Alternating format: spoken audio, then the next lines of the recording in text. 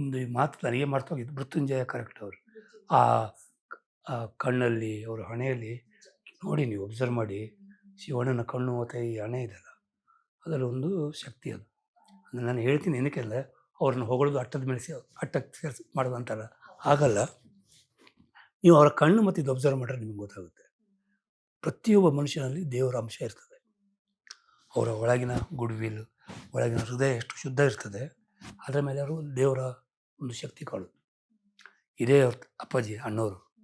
ಏನಕ್ಕೆ ಅವರು ದೇವರು ಅಂತ ಕರೀತಾರೆ, ದೇವರು ಅಂತ ಅಂದರೆ, ನಾನು ಹೇಳಿದೆ ಅಂದರೆ, ಅವರು ಆ ಆಧ್ಯಾತ್ಮದಲ್ಲಿ ಹೋಗಿ ಅವರನ್ನು ಅವರು ಪ್ಯೂರಿಟ್ ಮಾಡಿದಾಗ ಆಟೋಮೆಟಿಕ್ ಆ ಶಕ್ತಿ ಬರ್ತದೆ.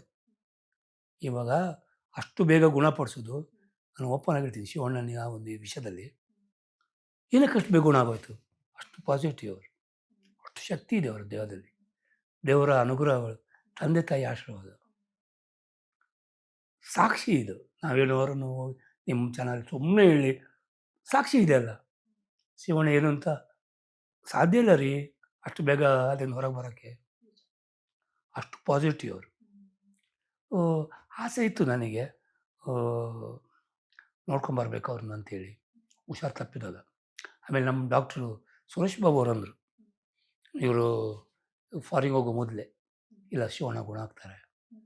ಅವ್ರನ್ನೂ ಶಿವಣ್ಣನ ಅಭಿಮಾನಿ ಅವರು. ಶಿವಣ್ಣ ಕಂಡ್ರೆ ಭಾಳ ಪ್ರೀತಿ. ಅಂದರೆ ಸಿಂಪಲ್ಸಿಟಿ ಅವರಲ್ಲಿರುವ, ಶಿವಣ್ಣನ ಹತ್ರ ಇರುವಂಥ ಒಂದು ಸಿಂಪಲ್ಸಿಟಿ. ನಮ್ಮ ಡಾಕ್ಟ್ರು ಅವ್ರು ಹೇಳಿದರು, ಇಲ್ಲ ನಮಗೆ ಮೆಡಿಕಲ್ ಇದರಲ್ಲಿ ಗೊತ್ತಾಗ್ತದೆ, ನಾವೆಲ್ಲ ಜೊತೆಗೆ ಇರ್ತೀವಿ, ಏನು ಮೆಡಿಸಿನ್ ನಡೀತಾ ಉಂಟು. ನನಗೆ ಫಸ್ಟೇ ರಿಪೋರ್ಟ್ ಹೇಳಿದರು, ಶಿವಣ್ಣನಿಗೆ ಏನಾಗೋದಿಲ್ಲ,